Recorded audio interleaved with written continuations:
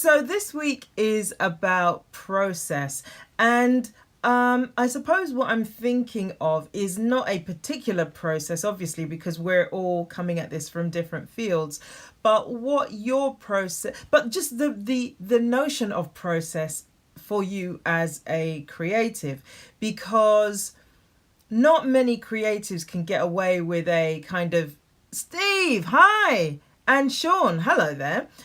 You made it, cool. Yeah, so not many creatives can get away with a more. I'm going to just turn my phone off. You hear it ping then. Don't need that in the middle of it all.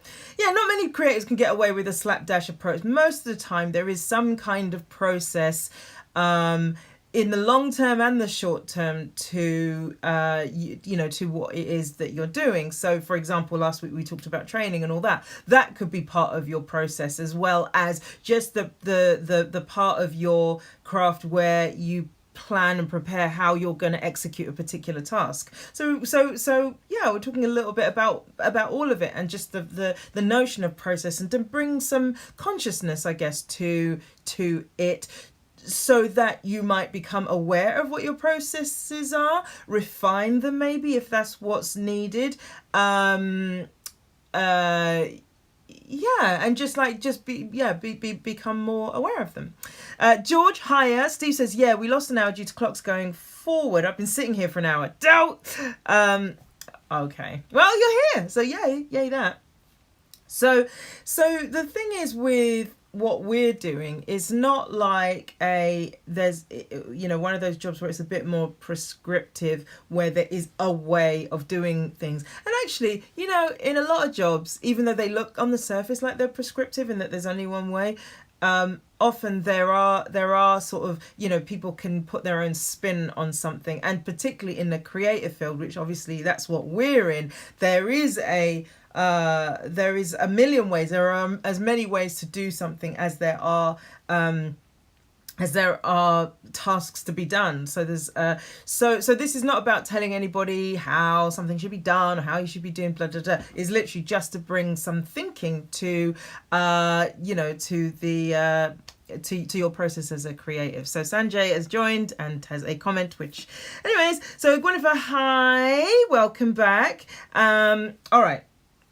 So so part of knowing your process is also about knowing little idiosyncrasies of who you are and how you do things. So for example, there might be some places in your process where you always get stuck. Like for example, a lot of people struggle with literally just starting. That it's such a fundamental thing and it seems so obvious, but sometimes, and we all have it. It's not like people who are successful have nailed getting started. Well, I guess they have because they're successful, but they still go through the same thing, but they just push through.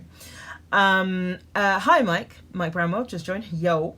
But there might be places in your process where you're particularly you have particular strengths. So it may be that you're great at the planning part of the process, and so be aware of where you can get your wins. Do you know what I mean? And be aware of the parts of what you do where it needs a little bit of work. Maybe it just needs some sort of a tool or something to motivate or help you to execute that more efficiently. I had a session with my coach recently, and one of the things that I struggle with is if I perceive that there isn't movement in my career, even whether there is or there isn't, it's my perception is that there isn't movement. I get quite down and I think, oh, it's not going to work out, and oh God, I'm going to end up working at Tesco's. Nothing wrong with that, but it's not my plan.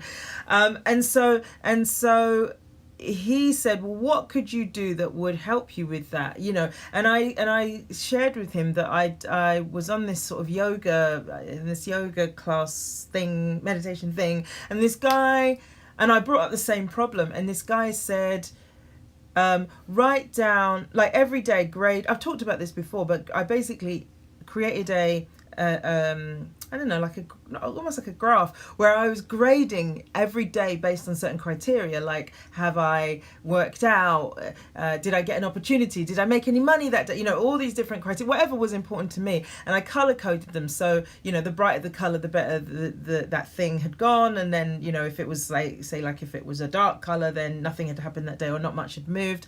Hey to all the people that have just joined. Alexander, Steve, Richard, Balabiba, is that right? And Asha, hi.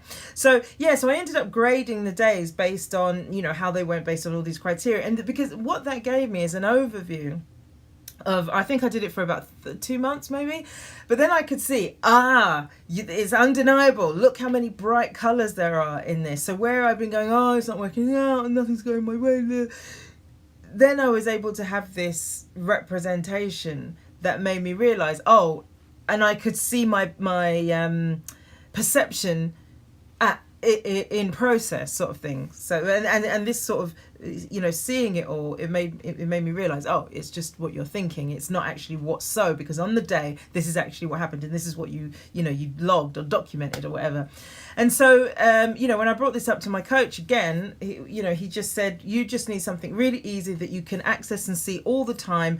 And so on my phone now, the screensaver is just basically what I've got coming up in the next 12 months, like kind of what I've got planned. And that was my way of dealing with a weakness in my process, is by giving myself a little tool. Such a simple thing to do. It took me half an hour to create a little chart or whatever, and then another half an hour to work out how to get it to fit onto my screen, but then it's done. And every time I go to my phone now, I've got a reminder, don't worry about it, it's all in hand.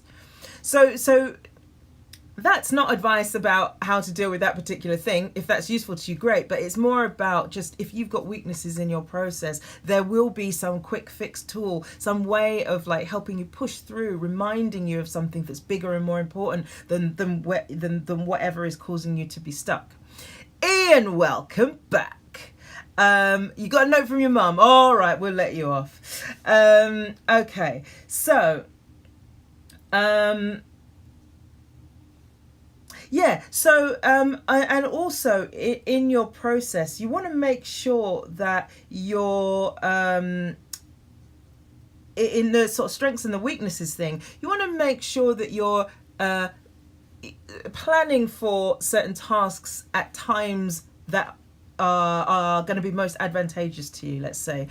So, people can categorize themselves as morning people and night people, night owls and all the rest of it. I think I'm a night person for sure, but I don't like wasting the day, so I get up sort of reasonably early. But I like to, because when I first wake up, my mind is going and I'm thinking about things that need to be done. So my first task of the day, after shower, breakfast, all the rest of it, is admin. I just get that done so that the rest of the day I know is about creating and work.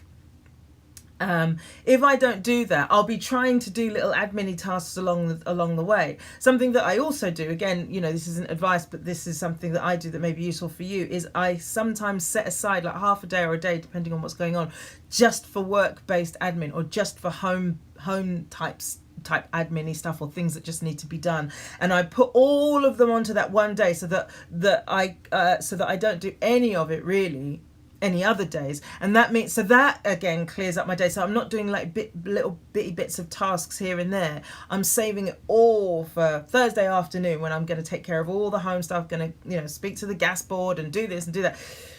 So that's quite a nice way of sort of organising, and that works for me. It might not be, you might be the sort of person that likes to just chip away at tasks like that over the course of the week. So but my point is, just be aware of when you're at your strongest for certain tasks.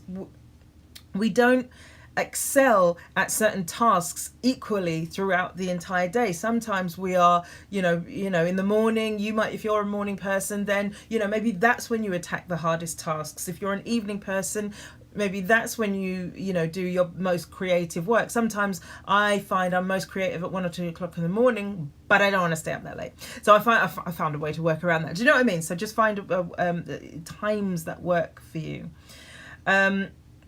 Stay disciplined as well. Stay on task, because a lot of times And I've had this myself as well. A lot of the times when things aren't going right in your work life is because you've got too many plates spinning. You're spinning plates that are not taking you towards your ultimate goal, and you're putting energy into you're wasting energy on things that basically aren't of benefit to you. Now, some people think that that's their process, and that's their choice. But if you are not, my measure of it is, if you're not happy with how things are going, then something needs to be looked at. And a lot of the time, especially if someone's like super busy but they're not getting where they want to get to, it's because there's too many plates spinning, and the plates that are spinning aren't ones that are taking you towards your goal.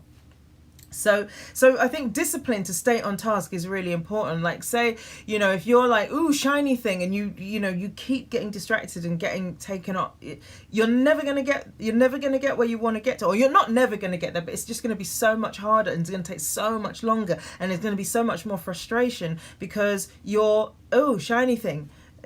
And the reason, Ryan, hi there, and Lydia and Joe, hi. It's just going to make it that much harder. And I speak very much from personal experience, and this is my first session, block of sessions with my coach was essentially leading me to have that really clear epiphany about that for myself. It's like, oh, I'm trying to be a YouTuber, and I'm trying to direct as well as acting and stand up and writing and all these other things, and TV presenting I started doing. Of course things aren't working out as I would hope, because my energy is going into 1,000 different things. The minute I consolidated and decided really what's important to me, that's when doors started to open in a way that I had hoped for or had intended. When you have that many plates spinning, they're going to wobble and they're going to fall and they're going to break. Or you have to just expend so much energy keeping each one of them spinning that you don't ever get to really give your full attention to each one. I say crack one particular craft or skill or task and then think about what's next. Don't try and keep them all spinning at once, because nobody does that. No one. Even like J-Lo or some, I don't know why she's in my mind, maybe because she just got engaged, but like, she's singing, she does the Vegas, whatever, whatnot. Then she does Shades of Blue or whatever her TV show was called. And then she does a movie. And then she's not trying to do all those things at once, because it's not possible. And if someone is doing all those things, guess what? They've got a killer team behind them doing it. So us mere mortals who don't have that killer team, it's not in our interest to try and plate spin like that. So I feel strongly about that, because I've been through it, and I know that it seems like a good idea. Keep busy, keep doing loads and loads of different things, but ultimately it will not get you where you want to get to unless your goal is a plate spinning-y type of life. And I'm not saying that in a shady way. Like, some people do like to have just loads of things on the go. Like I say, the measure is, if you're not filled up by what's in front of you, what you're creating for yourself, that's when you need to review it. If a plate spinning life is what you're after, have at it. Billy, hey, thanks for sharing the vids of your new abode. It looks awesome. Steppy says, great advice, and again, a thumbs up from Joe. Awesome. So routine and habit is a really useful thing as well, in terms of process to support your, creating a foundation for your creativity. And probably a lot of you guys who are, working creatively, or even just like whether it's on a part-time or amateur basis, or whether it's professional basis, you probably have like routines that maybe you're not even aware of that support you. Even if it's just a case of, right, I get into my office, have a cup of tea, look at my emails, I allow myself like 10 minutes of Instagram, and then, the more routine that you can have, as long as you're not creating a prison or a cage for yourself, the more you will achieve, because you can then project what's possible because you've got this routine. If you're writing an hour every day, you know that at the end of the week you'll have written 7 hours. And if you know how much you can write in an hour, then you'll know how much you'll have written at the end of the week. So routine and habits, habits are what form your life. All the goal setting and all the rest of it and da da da. Habits, doing something habitually is, they say if you want to see what your habits are, look at your life. You will see the results of all the habits you have. So routine, and I cannot overstate how important routine and habit is for a creative. Like I say, it doesn't have to be, I'm not saying like you must schedule every minute of every day. I showed you the thing that I do, and that's just for me. What I'm saying is like the more you get into a routine or a habit, the more you will reap the results of that. Billy says, great to see you and hear you, lady. Oh, bless you. It's good to have you here. All right. So the first thing, in terms of just checking the time, these aren't in any particular order. I tried to shape them into an order, but they didn't completely go into an order. But anyways, planning was the first thing that was on my list. So it's not just about planning, knowing what that overall goal is, where you want to ultimately get to, but it's also planning, projects, and within those projects, planning what tasks you're going to do.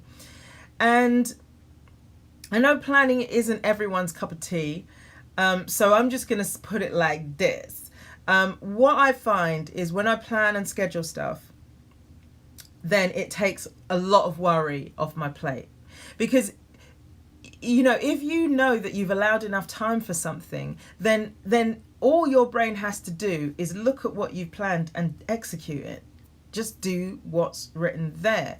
When you don't have a plan, you are going to be having to you're going to have to be using a lot of mental energy to be constantly calculating, how's this going to work out? How does this relate to my end goal, my end date, my end game?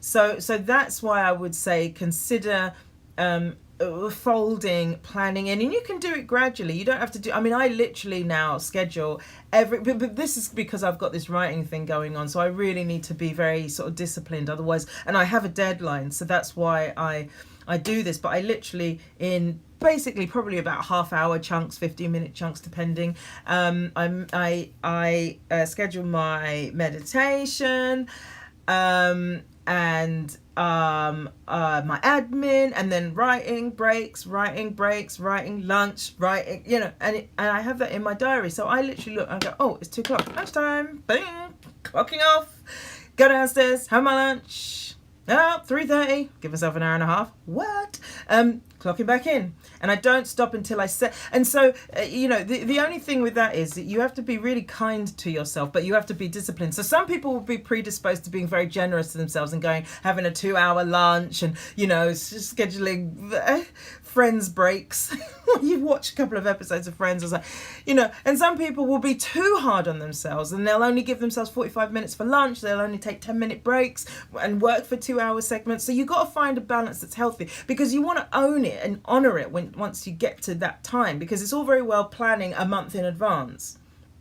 But then if you get to the day and just go, oh, I don't really want to do that, or I don't feel like that, then what was the point of putting all the effort into planning it? It's got to be a plan that you can own. So that goes for planning in terms of in relation to your ultimate goal, planning in terms of how you're going to execute a project, planning in terms of how you're going to take on a task, even just for that day. It depends on the task, it depends on the project, like the level of planning that's required. If the plan is go to the shops, obviously all you need is a shopping list. But if the task is something bigger than that, then it's going to need a bit of forethought.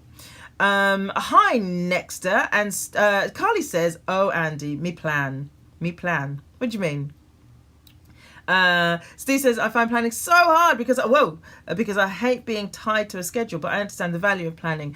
Then Steve, make it a schedule that you want to be tied to. Make it a schedule, and connect the dots between your plan and your goal. Maybe that's what's missing, is that there is not an emotional connection to why you have this plan. It just feels like something to some sort of cage almost that you're putting yourself in. Maybe that I was talking earlier about like some small trick, some quick fix that will free you up in places that you're stuck. Well, maybe you just need a little something to make planning more agreeable for you. I don't know what that would be, but there's probably some very simple thing that you could do that would make planning not feel like that to you, so that you could, because actually the truth of the matter is there's freedom in planning. It's not a you're not tied to something, you're free within it. Every situation has structure and context. Society has structure and context. It's called the laws. Your house has structure and context. It's called the walls. You can't go and sit in your next door neighbour's garden, without their permission or whatever, because that's their you know what I mean? So everything has structure and context. But a plan is just the same as that. A plan is a house, but it's a house for your work or for your time. Patrick, welcome back. Giles, hi. Ian says, there is a great saying in kitchens we chefs use. I didn't know you're a chef. Mise en place. Is that right? Did I say that right? Everything in its place, and a place for everything. I like it. Carly says, I don't plan. Organic, she says. Organic. Well, listen, like I say, these processes aren't about you must now. It's if something isn't working, then take something from what I'm saying. But if you've got a process already, and I'll come to what you're talking about as well. But if you've got a process already in place around planning, and you're it's working, then it's all good. I find that planning is a good tool for those that need it. Basically, sounds obvious, but I mean that's essentially. So Steve says, maybe I'm not in love or emotionally invested in my perceived goal. Maybe my lack of desire to plan is indicative that my goal is off. Possibly. I mean, that's something for you to explore. But the goal, the why should come before the goal, in my mind. I think that what's most important about anything that we set out to do is why the hell are you doing it? And if the reason resonates deeply within you, deep to the core of you, then the goal comes from that, the planning comes from that, and the love of the planning and the executing of that plan, it all comes from the why. So maybe that's something to look at.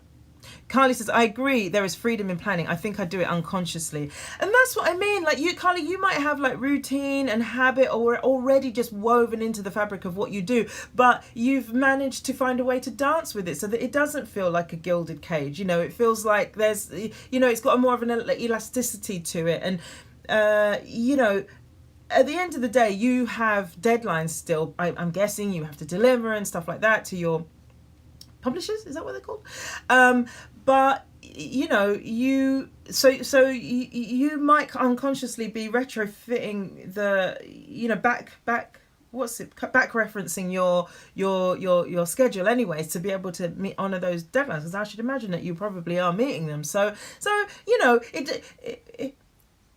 it doesn't have to be a hard and fast now I've got it written down and now that's what I have to do. There can be some fluidity to it, guys. It doesn't have to be so hard and fast. And also, you like all processes, you make it bespoke to the task. Not every task requires rigid planning.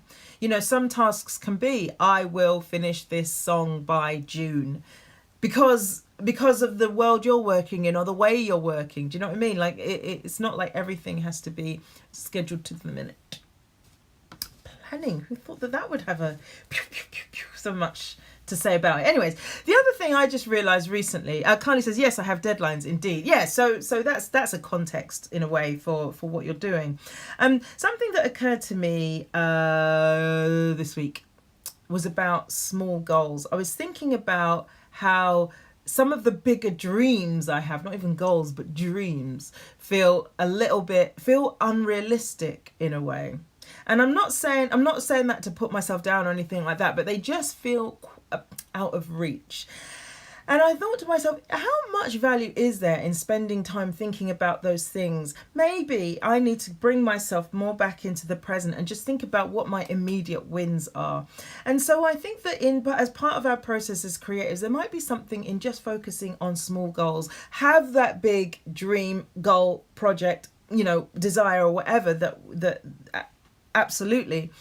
But also know what your immediate wins are, So for me, it's finishing my book, and that's, that's tangible and real. And if you move along life like that, just having these not small wins, but these more immediate wins, because it's taken me 2 years to write this thing, these are more immediate wins. They ultimately are building blocks to the ultimate goal anyways. The only thing is that you have to, that's when this plate spinning business becomes really important, because if you're focusing on small goals, you have to be absolutely clear that each of those small goals is speaks to that sort of fundamental sort of goal, desire, dream that you have. Because if they don't, they might be an immediate win, but they serve no purpose other than being an immediate win. They're not a building block for something else, because they build your house, as in your career house, as it were, off in a direction you don't even want to go. So one has to be really careful if you take that approach. And so I basically made a list of what are my immediate wins like this year. And when I looked at it, I was like, this is a lot of stuff I've got to get done, So I haven't got time to be worrying about, this audition and that audition and trying to get in with that casting director or whatever, because there's all this stuff to do. And that's totally reorientated my sort of focus. So small wins, it's not small wins, immediate wins, that's what I'm going to call them, immediate goals, might be a useful way to orientate yourself in terms of like this whole planning thing, bigger picture planning. Jonas, hiya. And also it's important as part of your planning process to know what's next to work on. If you have options to work on different things, you want to make sure you're working on what logically makes sense, and just also what in your gut makes sense. So if someone, I mentioned this maybe last week or the week before, for example, if someone in a gatekeeper, as it were, has expressed interest in something you're doing, don't work on something else. Finish what you're doing. Get that thing to them. Like I remember I had a meeting with Working Title, who make a lot of well-known British films, and I pitched a film to them, and he said, that's kind of cool, but what else have you got? And I was like, oh, and then I pitched him this other idea, and he said, yeah, I really love the sound of that. What did I do? Nothing. I went back to writing and so I had this amazing opportunity to pitch another idea. What I should have done is go straight back home, write up that idea and send it to him straight away, within the week or whatever, or within a couple of weeks, but I didn't, and I missed out, who knows where that could have led. So it's important, if someone is expressing an interest or someone's paying you to do something, that's the priority work. If you want to work as a creative, if you want to work professionally as a creative, if this is a hobby, or if this is a hobby, then you can work in whichever way you want to. But if as soon as you want it to be a professional thing, or you want to be paid to do it, then one has to go where the interest is. Path of least resistance, because that will create other things, other opportunities. Billy says, I think prioritizing goals is important. Absolutely. I mean, I don't have to add anything to that. I mean, there are things that you might want to work on because you like them, but if someone said, listen, I want to see that thing from you, give it to them.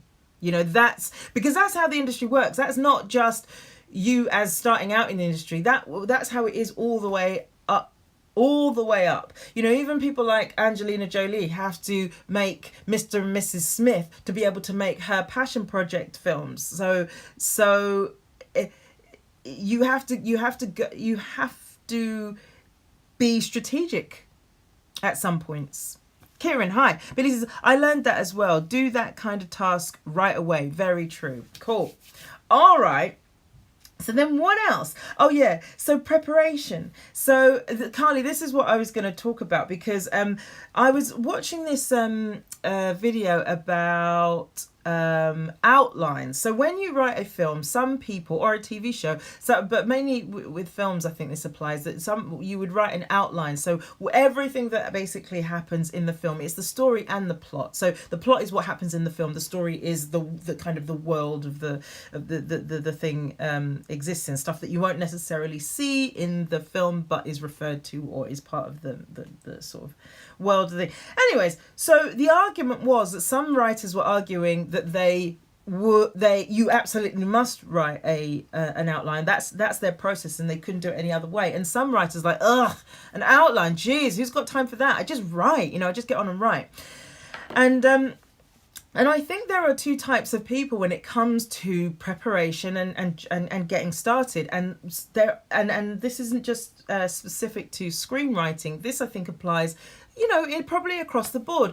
There are some people, say if it was a painting, and Carly, you can probably advise better on this, but say it was a painting, I bet there are some people that like to plan the whole thing and know where everything's going to go. And some people just get paint on the canvas, and it's the same with screenwriting, and it's probably the same with all the various disciplines that we've got on this conversation is, some people will want to plan meticulously how to execute the creative pursuit, and some people will just want to crack on. There's no right way of doing it. That's all I'm here to say.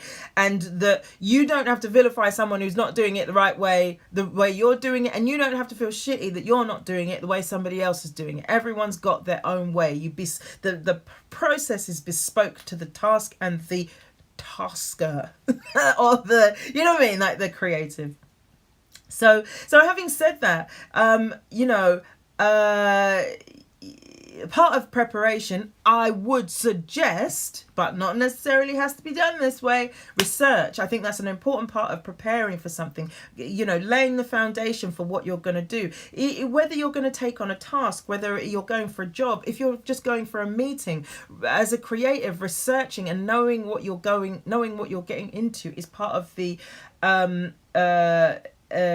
part of the process of bringing something to life. Ian says, to go back to the kitchen work, I can't just turn up and wait for that first order, then start. Have to plan and prepare first. Exactly. You're sort of providing yourself with a foundation. Now, it is possible to cook those meals without the planning and preparation, but it would look very different. And some people can manage that kind of order or disorder, I'm going to say, because obviously guess where my mind, what my orientation is.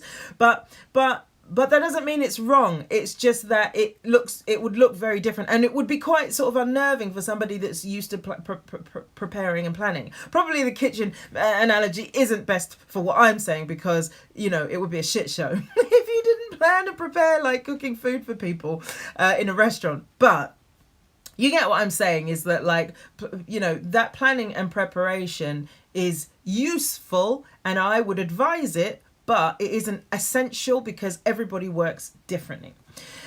Another part of the process is just getting started. This is such a huge part of being a creative, and like I said, it holds so many people back. Is just this thing of just getting on with it, because sometimes it is possible to research and prepare and develop something out of existence, because you spend so much time on that you wring any spontaneity kind of out of the whole process. So there is a balance between making sure you're prepared for the start of this journey and not researching and preparing it out of existence.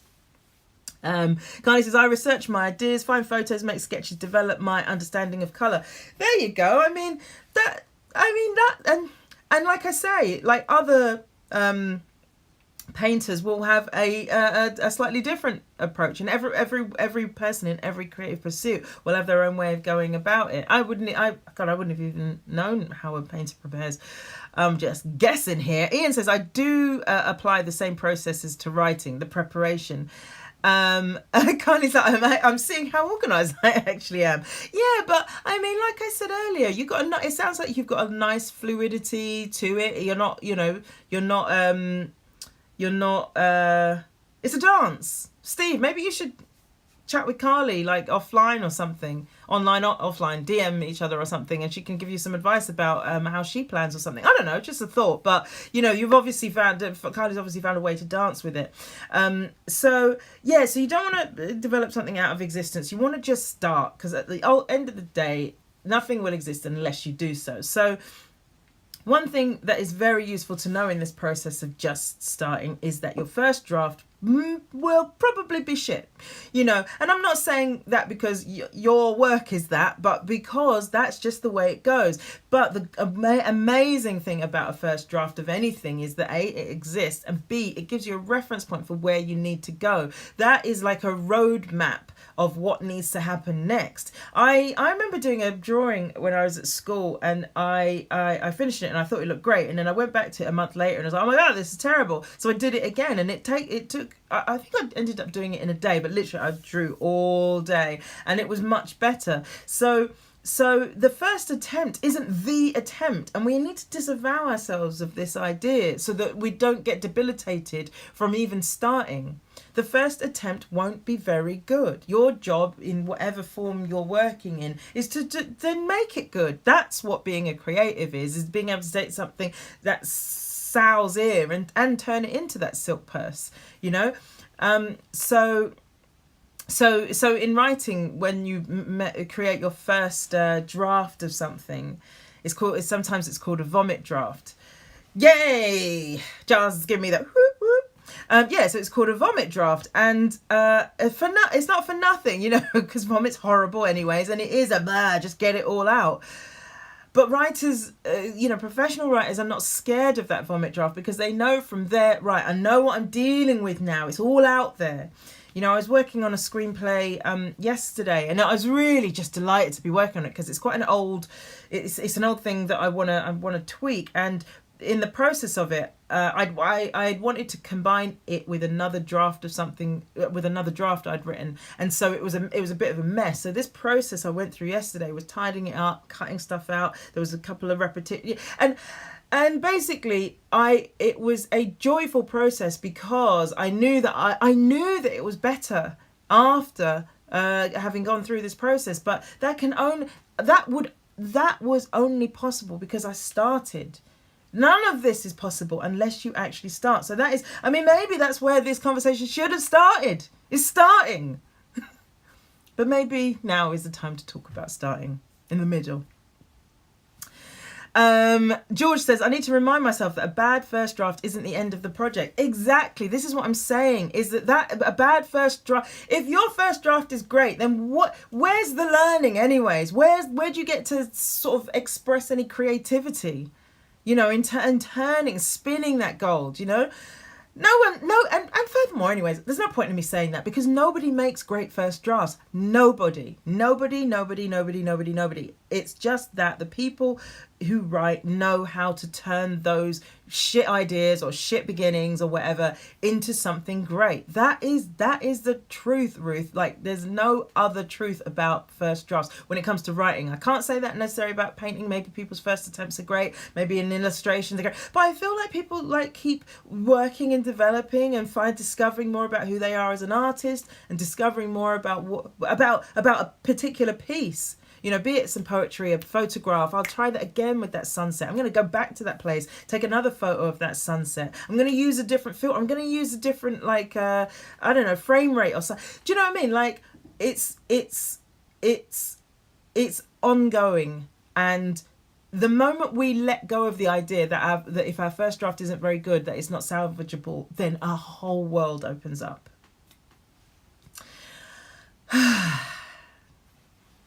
KM Veda 66, hello. All right, so which I suppose neatly leads us on to trust, that one trusts the process as well. Before I go on to that, Ian says, can I just ask, when do you personally feel when it's the right time to share your work with someone else? Ian, great question. I'm coming to that. Do you mind if I just work through these and I'll get to that? And Giles says, the end of a first draft is amazing as you've actually got something real. Then you can start to make it good. Exactly. You've got something tangible. It's real. Because the best version of a creative endeavor is always the one in your mind. Your job is to get what goes on the page or on the canvas or whatever to match that. And that takes time. You're not a magician, you're a human being. So it takes time to tease out what it is, what needs to happen to it to turn into that. But Giles is right. When your first draft is done, you're just like, I did it. When I finished my book, well, my Facebook friends, oh no, I posted a little dance. And I did a little dance and put the video on Facebook because I was just delighted. So, anyways, all right. So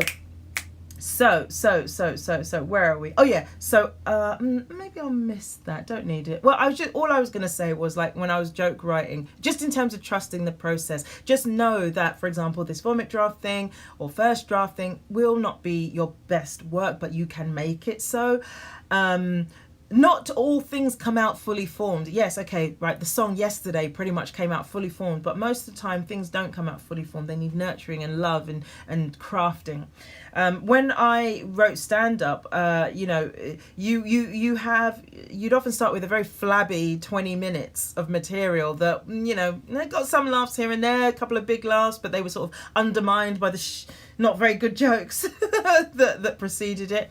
But over time, as you start to chuck stuff out, you refine it and you refine it and you refine it. And sometimes you will find that a 20-minute routine just boils down to 5 minutes of killer stuff. And that's another indication of having to how the process works. It's a refining process. And you just trust it. Trust yourself. And I'll tell you how you build up that trust is going through it a lot. Even if you don't share that work with other people, even if it's not for professional ends sort of thing, just go through the process, and then you will start to get a second nature. It will be almost a second nature to know that it's going to be okay. If you get debilitated by, oh no, it was terrible, I'll stop. Oh no, I'll start again, and I'll only go halfway again, and you keep doing that, then that's going to become your muscle memory for when you produce work. You have to go through the entire process to get this second you get this sort of unconscious sort of muscle memory for what it feels like to go through the whole process and refine and refine and refine, and it's actually quite good at the end, right? Another part of your process, feedback and criticism. I'm not going to say too much about that, because I'm aware of the time and there's some other points that, yes, there's some other things that I want to get to. But just if you want to go in depth about that, have a look at, I can't remember what talk it was, but there was one quite early on, I think maybe 3 or 4, where I talk in depth about criticism and how to get feedback from people. But just make sure that is part of your process, because this again is from personal experience. If you are worried or scared to share your work with someone close to you, someone who you consider to be knowledgeable in their field or your field or whatever, but you're still scared to share it, that's an indication that something might not be right, and you know it, but you just won't admit it. And I've done that myself. It's just like, I just want to send it to production companies or broadcasters, or I just want it to get made. I don't want to show it to anyone. That means there's something wrong with it, and you know it, and you haven't faced up to it. So make sure that, and I talk about this in the conversation, which you can get via YouTube, on criticism, where you start very friendly. You start with people who are going to be very kind, and then as you refine it and get it better and better, you move out to let people who are less invested, until it is a point that you can send it to an agent, or however it works in your field, and then you can get it to production companies or whoever that would be in your field, and then to broadcasters, so that you've really been rigorous in making sure that what you have created can really stand up to criticism. Because these people are looking at, I'm just talking in the realm of scripts, but apply it to your field. These people are looking at scripts all the time. It takes them 2 seconds to figure out, is this a goer? Is this going to work? Has this got the right constituent parts to be good? So if you've been through all these processes of criticism, your project will stand up to that critiquing. Whereas if you've just gone, I don't precious, don't want to show it to anyone, then by the time it does get to gatekeepers, it's going to be so glaringly obvious what's wrong with it. You're going to have wasted their time, right? Bawinther and Furious Alexander, hi. Okay, so criticism. fresh eyes. This is another thing that particularly with screenwriting is very important, but actually I think it's probably relevant in many fields, is this idea of going away from your project, giving yourself a break from it so that you can come back relatively objectively. Now obviously you're not going to have the same objectivity as somebody who has never worked on it, but a month away from, you'll be surprised what you can see in something if you've been away from it for a while. And the longer you can go away from it, like if you know, basically to forget it, the better. So when I write, I always factor in a fresh eyes break so that I can have that sort of objectivity and go back to it and, oh my god, I can completely see what's wrong here. Because sometimes as writers, particularly, sometimes we're so excited about finishing something that we want to show it to someone straight away, and then you send it to someone the minute it comes off the press, as it were, and they get back to you and they tell you that it's not very good, and it's just like, it's almost like a shock, because it's like, your baby, you're going into my baby, look at my baby, and they're like, no, your baby's ugly, and you're like, oh yeah. So you have to, fresh eyes is so valuable, and you know, have other people, like, bank some people in your network as fresh eyes. So don't tell them too much about it. Don't show them early drafts. You know, bank them and save them for being fresh eyes when the time comes, so that they can really come objectively to your project. And I think that probably applies in different fields. So Ian, let me go back to your question. So you just asked, when do you personally feel when it's the right time to share your work with someone else? Well, like I say, it depends what part of the process you're in. If it's literally just fresh off the press, and I know you're a writer and a screenwriter, so I'll talk specifically about that field. If it's fresh off the press, like I say, I reckon it's like go to friendly forces, you know, people who know what they're talking about. Don't show it to friends and family unless they're screenwriters. It's not useful at this point. Now, later on down the line, it might be, but at this point, it's not. And monitor yourself as well when you send stuff to people. Check how you feel. If you feel proud, do you feel scared? Are you nervous about because that will. Your subconscious knows more about that project than you give it credit for, and it will be your feeling about giving it to someone is giving you feedback on what is really true about it, and you just have to tune into that feedback because it's very, very useful. Like I say, there's been times when I'm like, I don't want to show it to people. That is an indication that you know something's not right with it. Well, if you're like really excited to share it with people, that means that could mean that it's in good shape and it's ready to rock and roll. And then you go to that next tier of people who are probably, you know, we've all got friends who are a little bit harsh critics. Okay, and if you can't think of that friend, then it's you. Old stand-up joke anyways, but like, you know, I know I'm that guy, or I can be that guy. It's just like really pedantic sort of like approach to sort of critiquing work. So I'm probably one of the last people you want to send stuff to, basically, if you're in my friendship group. But those people are very useful because they're very honest and oftentimes fair. I'm gonna say that, but you know, trying to be fair, but just their bar is much higher. So you want people like that in your network. You just need to be judicious about when you use them to critique your work. So there's not a specific point where you say this is ready, but when you say to yourself this is ready, kind of have a loose plan of how you want to go about sharing it with people. All right. Oh, a few folks have joined. So Terdikulovaz, I can't say that, I'm so sorry. Lucy, hi. Let me try again. Terdikulovazali. I'm pretty pleased with that. Probably completely wrong. Rasmus, hey. Carly, I'm one of those people too. Great, okay, so I'm not alone. Ian, does that answer your question? Is that helpful? Okay, and then at some point, we want to review the plan. Like, look at the plan either of the task or the project or long-term goal. Just a moment to review. I think probably people naturally do this anyways. How's this working out? Is this really still what I want? But review it in a way that's like not. Make sure you're coming from the right place, because what can sometimes happen is people review their setup from a place of, it's not working, something's gone wrong, when actually you're just in process.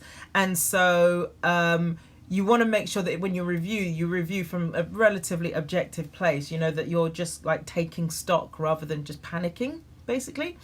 Okay, Ian's one of those people too. Great, I am not alone. Rasmus says, long time no see. Indeed, welcome back, my friend. Okay, so the bottom line with this is, and I've been saying this all the way through, is explore new processes. Make the my writing coach says about writing structure. He says that there is not one type of structure. Many books will try to tell you there is one way of writing films. It's got to be 3 acts, or it's got to be this, that, and the other. He says no. When you have red wine, you have a red wine glass. When you have champagne, you have a champagne flute. When you have a cocktail, you have a tall glass, or whatever they're called. So you have the glass is created, or the you have a specific glass for a specific drink. You don't pour red wine into a champagne flute. And so it's the same with your processes. You're depending on what it is you're trying to achieve, the process might be, you adapt the process to that.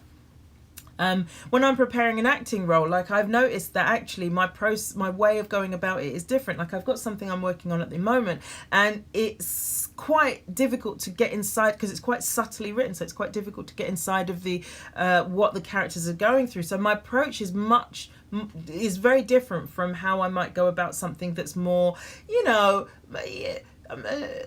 so they say like a Holby City or something like that, where people are pretty explicit about what the characters are quite explicit about what they mean. So you adapt the process to the task at hand, and always be looking for new ways of doing things. Don't settle, because your processes could grow as your creativity grows, and as your creativity grows, you may find there are new ways that you want to do things, and that the old processes don't work anymore because you've outgrown them, and you've outgrown that mode of creativity you were using anyways, you were in anyways. So you let your processes grow with your craft, is what I'm basically getting at. Guys, that's the end of this week's conversation. Couple of things, bit of housekeeping. So I have got a couple of things coming up where I'm not going to be around, unfortunately. I thought I was, but in April I'm not going to bore you with the dates now, but basically I'm going to have to miss I think 2 or 3 dates at the end of March and beginning of April, and so we're not going to get to finish these until because this is session 46, I think, and we're going up to 50, but we're not gonna get to finish these until end of April, beginning of May. But I just wanted to give you a heads up, there'll be a few missing. Excellent, thanks Carly, thank you. But listen, let's so I'll post on Instagram so you're aware of exactly what's going on. I'll try and keep you posted, but you might have an extra month for your projects. That's the upshot. Speaking of projects, as you may have seen in my Instagram story, I had a question for you, as I do every week. And this week's question was, what have you learned from your project?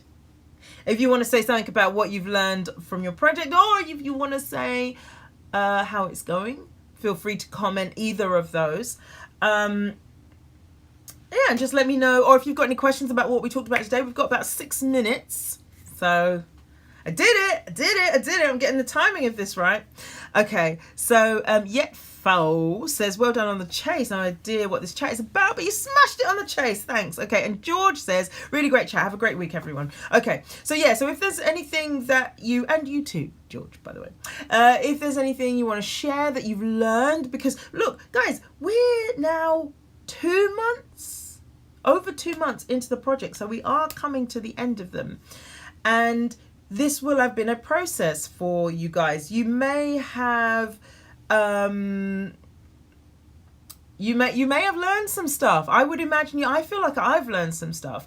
Carly says, I did the live stream meditation with Dr. Joe. It was amazing. He did an hour 30 talk before. First. Okay. Amazing. I think I'd like to find out more about that. I still find meditation a little bit challenging, but what I'm learning is, one thing I have learned is how much chatter goes on in my head, and how I have this pull towards doing. I want to be doing. So I'm going to carry on with the meditation after this, because I want to have a new relationship with that, basically. There's just to let it, I'm not going to try and suppress that wanting to do stuff impulse, but I do want to have a different relationship with it. So Carly says he was leading a workshop in Germany. Okay, cool. And Gwyneth says, I learned that I have a major issue with starting. Good to know. So Gwyneth, what, I guess the question is, what can you do to not let the fear of starting get in your way? One thing I saw in a Tony Robbins thing, he said, write down all the things that you think will go wrong. And I don't know if he was talking specifically about getting started on something, but he was talking about, anyway, he's talking about something, obviously.